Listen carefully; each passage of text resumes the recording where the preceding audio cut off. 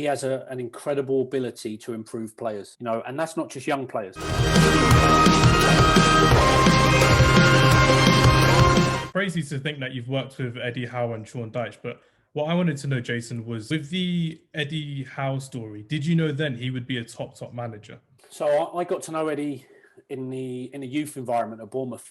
I think if you look at any of the top managers in the game, if you look at any of the top kind of business people, the Elon Musks, the Steve Jobs, anyone at the top of their field, you hear the same characteristics about dedication, commitment to learning, a ruthless and relentless attitude to improve and get better and learn. And Eddie had all these things that he demonstrated all these things when I very first met him in the youth environment at Bournemouth. So did I know he would go on to be the manager he's become? I didn't, because I don't have a crystal ball. And, if Eddie decides that he wanted always to be a youth team coach, then that potentially wouldn't have happened. But am I surprised he's done it? No, because he was someone that I learned a tremendous amount from. Someone that they say the leaders of whether it's business or football or whatever, they say they're curious. Eddie was unbelievably curious.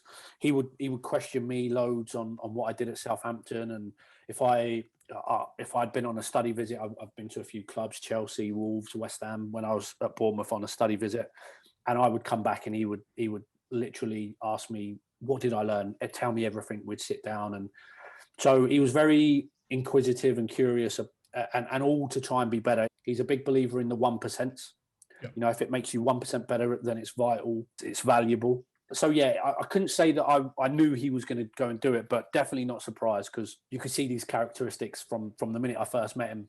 And then obviously he became Bournemouth manager and excelled through the leagues and to where he is today. It's definitely one of the youngest Premier League managers of all time. And for him to do that with a club of Bournemouth size and their budget and their limited resources, it goes to show how well their coaches did, their scouts did, their academy did. And again, just bringing through shrewd signings, and the signing of Callum Wilson just epitomizes Bournemouth for me. The fact that he came through the ranks with them as well, like Championship and Premier League, and he did so well. And they could only hold on for so long until they end up getting relegated. But things with Eddie as well, and the first time at Bournemouth, I saw it firsthand because I was there. He has an incredible ability to improve players, and that's not just young players. That's players that are established in the team, and having seen the way he did it at Bournemouth the first time and at Burnley when we were there, it doesn't surprise me that Callum Wilson, if you go back elsewhere on the journey, there's the Danny Ingses and the Charlie Austins that, we actually tried to sign Charlie Austin before Swindon did. Oh, really? Wow. Yeah, he was training with us, and he was playing for Poole Town back then. I think they might have been a Southern League team, and he was in training with us regularly, because Poole Town were a part-time club, and obviously we trained full-time, so he was in training with us. But we had the embargo, so we couldn't sign him. Danny Wilson, I think, went down to watch him. Swindon manager, sorry, went down to watch a couple of games, and the following week Charlie had signed for Swindon.